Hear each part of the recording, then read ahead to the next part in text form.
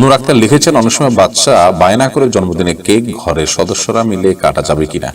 ও, অনেক সময় বাচ্চা বায়না করে, তো বাচ্চা বায়না করে সেজন্য আপনি জন্মদিনে কেক কাটতে পারেন কিনা জানতে চেয়েছেন। বাচ্চাকে শুদ্ধ এবং সুস্থ চিন্তা যখন আপনি দিবেন তখন সে কিন্তু এ ধরনের বায়না করবে না। ছোটবেলা থেকে যে সমস্ত পরিবারে বাচ্চাকে আল্লাহর আদেশ নিষেধের গুরুত্ব বোঝানো হয়, ইসলামিক কালচার এবং সংস্কৃতির সাথে পরিচিত করানো হয়, অনইসলামিক কালচার এবং অনইসলামিক সংস্কৃতির ব্যাপারে তাকে যখন সতর্ক করা হয়, তখন কিন্তু সেই বাচ্চারা এই ধরনের বায়না ধরে না।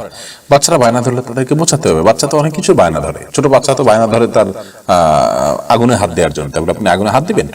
জন্মদিন পালন করার এই সংস্কৃতি মুসলমানদের নয়, আর অন্যদের থেকে ধার করার সংস্কৃতি আমাদের মধ্যে আমদানি করার কোনো সুযোগ ইসলাম রাখেনি, বিধায়টি করবেন না। হ্যাঁ, যদি কেউ করেন তাহলে একেবারে কবিরা গুনাহ হয়ে যাচ্ছে।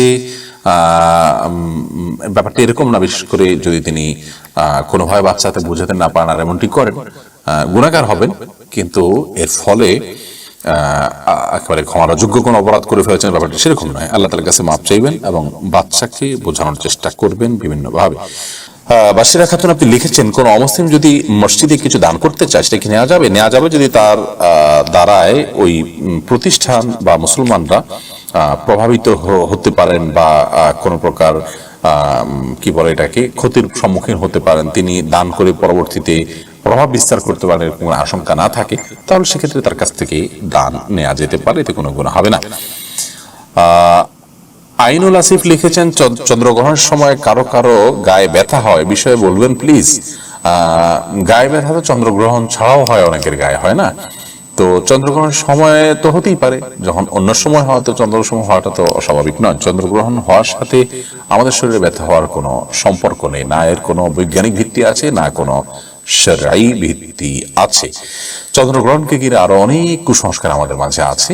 চন্দ্রগ্রহণের সময় নামাজ আদায় করা, চন্দ্রগ্রহণের নামাজ পড়া, জিকির ইস্তেগফার করা, আল্লাহর কাছে দোয়া প্রার্থনা করা, এই কাজগুলো আমাদের করণীয়।